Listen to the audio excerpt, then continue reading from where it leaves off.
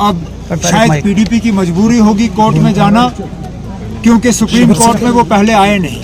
जम्मू कश्मीर के विपक्षी राजनीतिक दलों के गठबंधन people's alliance for Gupkar declaration यानी PAGD में फिलहाल सब कुछ ठीक नहीं है और इस गठबंधन के दो प्रमुख राजनीतिक दल नेशनल कॉन्फ्रेंस और PDP के नेताओं के बीच की दूरी साफ दिखाई दे रही है।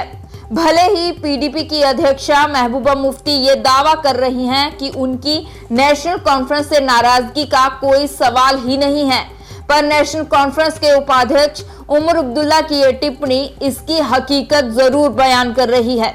दरअसल नेशनल कॉन्फ्रेंस द्वारा पुलवामा जिले के त्राल में एक जनसभा को संबोधित करने पहुंचे नेशनल कॉन्फ्रेंस के अध्यक्ष उमर अब्दुल्ला से जब पत्रकारों ने संसद के मौजूदा सत्र में पेश किए गए जम्मू कश्मीर पुनर्गठन संशोधन विधेयक 2023 के विरोध में PDP के सुप्रीम कोर्ट जाने के बारे में सवाल पूछा, तो उन्होंने कहा कि जम्मू कश्मीर के पुनर्गठन का मामला पहले से ही सुप्रीम कोर्ट में है और उसके लिए PDP कभी सुप्रीम कोर्ट नहीं गई और अब अगर वह जाना चाहती है तो जा सकती है।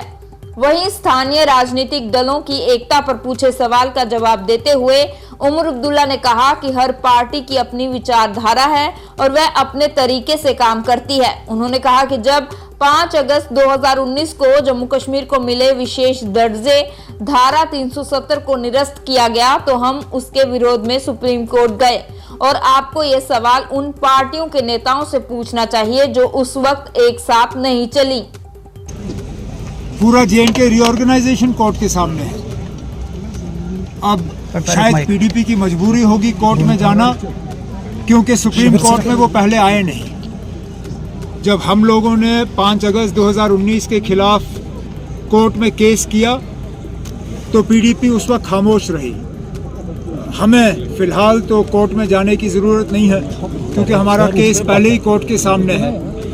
अब उस वक्त की खामोशी की वजह से अगर PDP को अब कोर्ट में जाना ज़रूरी लग रहा है तो बेशक जाएं, वो उनको ना कोई रोकेगा ना मतलब हम इसके खिलाफ कुछ कहेंगे। जहाँ तक बिल की बात है, हमें बिल से सबसे बड़ा एतराज़ ही 2 चीज़ों पे है। एक तो ये कि सुप्रीम कोर्ट ने रीऑर्गेनाइजेशन पे अपना फैसला सुनाया ही नहीं है और ये लोग तब्दीली पे तब्दीली ला रहे हैं। उसके साथ साथ जहाँ तक नॉमिनेशन से सीट भरने का काम है, ये इलेक्टेड गवर्नमेंट को इख्तियार दिया जाना चाहिए।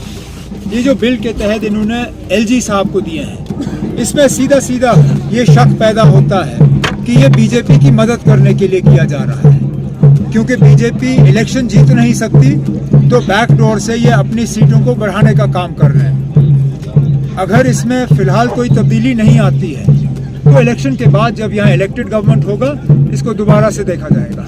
सर, अगर आपको इतनी फिक्र है कश्मीरी कौम की, फिर यहाँ की जो रीजनल पॉलिटिकल पार्टीज है वो एकजुट होकर आवाम के सामने क्यों नहीं आ रहे? हम एक मकसद के लिए तो आए ना। आप अलग अलग फंक्शंस कर रहे हैं। अलग अलग फंक्शंस तो करते रहेंगे, क्यों नहीं करेंगे।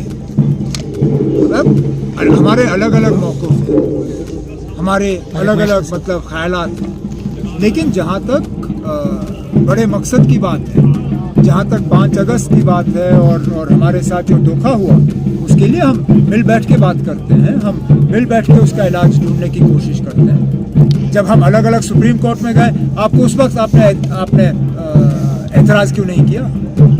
उस वक्त तो आपको उसमें कोई खराबी नहीं लगी। आज हम अलग अलग फंक्शन कर रहे हैं और ये आपको ठीक नहीं लगता, कोई नहीं ना, हम अलग अलग प्रोग्राम ज़रूर करेंगे, लेकिन जहाँ तक बड़े मकसद की बात है उसके लिए हमारी कोशिश रहेगी कि मिल के अपनी आवाज़ जो है